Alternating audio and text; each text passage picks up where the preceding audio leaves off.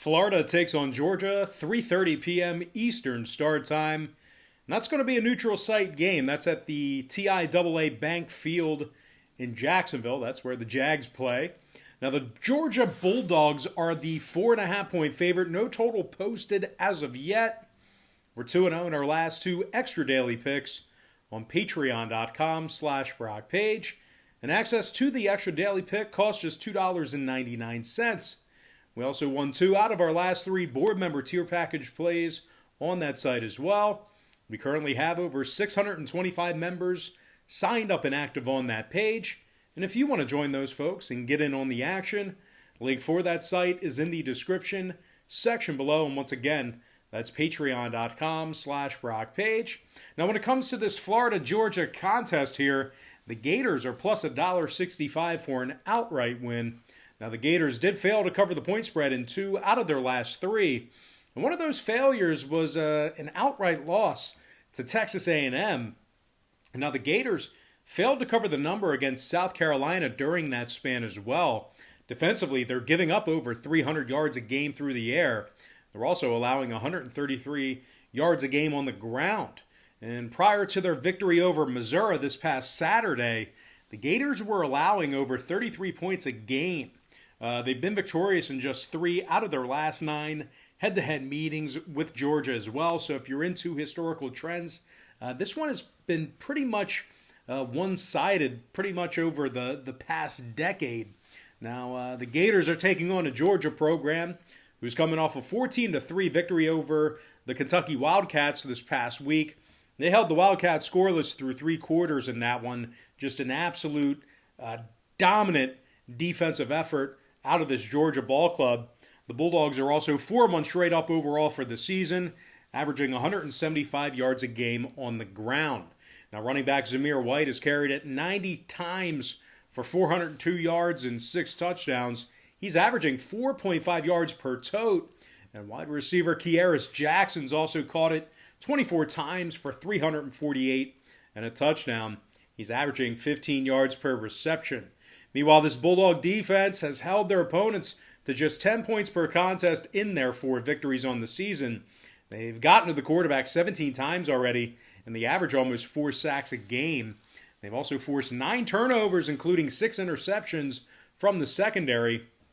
Richard LeCount, talk about him every week. He has 3 interceptions on the season, 4 PBUs, and a fumble recovery. Meanwhile, linebacker Azeez Ojulari also has 4.5 sacks on the year, 3 forced fumbles, and a fumble recovery. And, of course, can't forget about linebacker Nakobe Dean, who currently leads this Bulldog defense with 34 total tackles along with 1.5 sacks. I do like the Bulldogs D getting the job done in this one. Give me Georgia minus 4.5, getting the job done at the neutral site. And before we go ahead and move on, just want to take another quick timeout and welcome you to the video. Got some lines and personal leans out for college football week 10. And of course, this is the SEC version here, the SEC edition. Now, before we go ahead and dive into some more free content right here on YouTube, just got to quickly remind you once again that we are currently 2-0 in our last 2 extra daily picks on patreon.com/Brock Page. And access to that content costs just $2.99. We also won 2 out of our last 3 board member tier package plays on that site as well. We once again currently have over 625 members signed up and active on that site. And if you want to join them and get in on the action, I'd be more than glad to have you. And the link for that site is in the description section below. And once again, that's patreon.com/Brock Page. And moving on, we're going to take a look at Vanderbilt taking on Mississippi State, 4 p.m. Eastern start time. The Bulldogs are minus 19.5, totals 48. The Commodores of Vandy are plus $6 on the money line.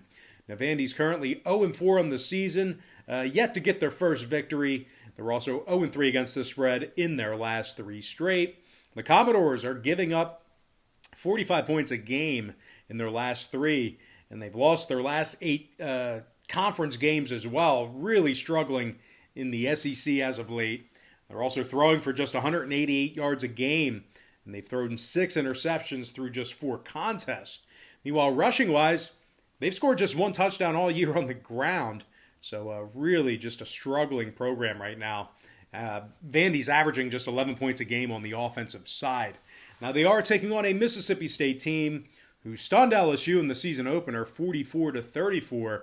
They've also successfully covered the point spread in 5 out of their last 6 ball games played in the month of November. So if you're into historical trends, that particular trend is definitely in your favor if you're backing these guys here.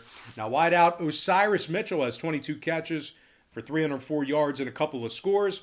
Mitchell is averaging 14 yards a catch.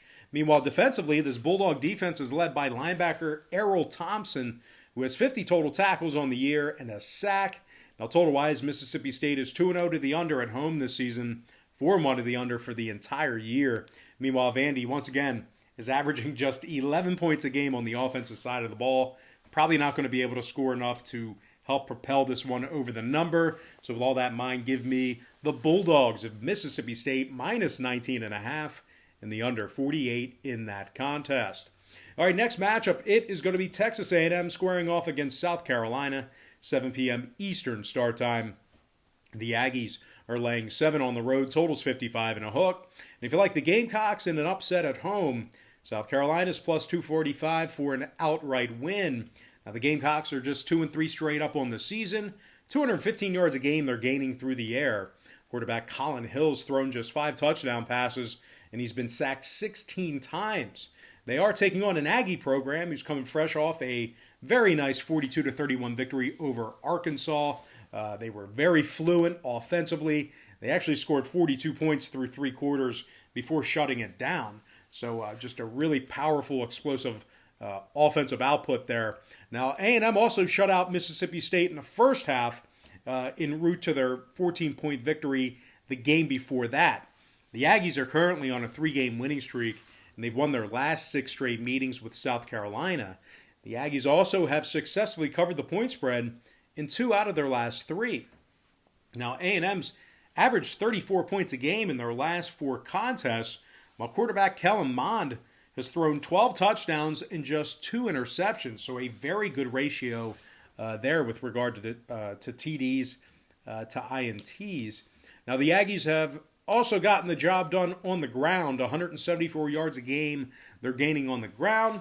Running back Isaiah Spiller has gained 512 yards in 5 contests and scored 5 times as well. Spiller's averaging 6 yards a carry. Meanwhile, defensively, linebacker Buddy Johnson currently leads the team in tackles with 54, along with a pair of sacks and a pair of forced fumbles. Now, total-wise, A&M's 3-1 to the over in their last 4 contests. Meanwhile, South Carolina saw 4 out of their 5 contests on the season get over the number themselves. Give me the Texas A&M Aggies minus 7 and the over 55.5 in that contest. And with that, we're going to dive into our next and final matchup for the show. It is going to be Tennessee taking on Arkansas, 7:30 p.m. Eastern start time in that one. The Vols are the 1.5-point favorite on the road, totals 53 and a hook. Now the Razorbacks of Arkansas are plus $1.05 for an outright win at home. Arkansas is 2-0 against the spread at home this year, and a perfect 5-0 against the spread overall for the year, amongst the best covering teams in American football, really, if you think about it. They're scoring 31 points a game in their last 3 contests. They're also throwing for nearly 250 yards per contest, and Felipe Franks has thrown 11 touchdown passes on the year. His favorite target's been wideout Treylon Burks, who's caught it 26 times for 266 yards and 4 touchdowns. Burks is averaging over 14 yards a carry. The Razorbacks are also rushing for over $1.25 a game as well. They are taking on a Tennessee program who's on a 3-game losing streak themselves, and that includes an embarrassing 34-7 loss to Kentucky during that span. The Vols have given up 42 points per contest in their last 3, and they've only scored just 7 second-half points in their last 3 games as well. Really shut down in the final 30 minutes of their past 3 games. Now, Tennessee's throwing for less than 190 yards a game and just 6 passing touchdowns through 5 contests. The Vols have failed to cover the number in 6 out of their last 7. And they also failed to cover in their last 5 at Arkansas, if you're into historical trends. Now, total-wise, 2 out of Arkansas's last 3 got over the posted total. The Vols on the other side are 2-0 to the over when they travel. Give me the underdog Arkansas Razorbacks plus 1.5 in the over 53.5 in that ball game. All right, guys, that's going to do it for me. Don't forget to check me out on Patreon. If you guys decide to get a package here today, just keep in mind, we'll bill you the day you sign up and then the first of every month following that. But most importantly, guys, got to thank you for joining me right here on YouTube. Really hope you enjoyed all this great free content, all this great free information. And with that said, happy Monday to you. Best of luck to you. And I look forward to seeing you later on today on my website at patreon.com/BrockPage.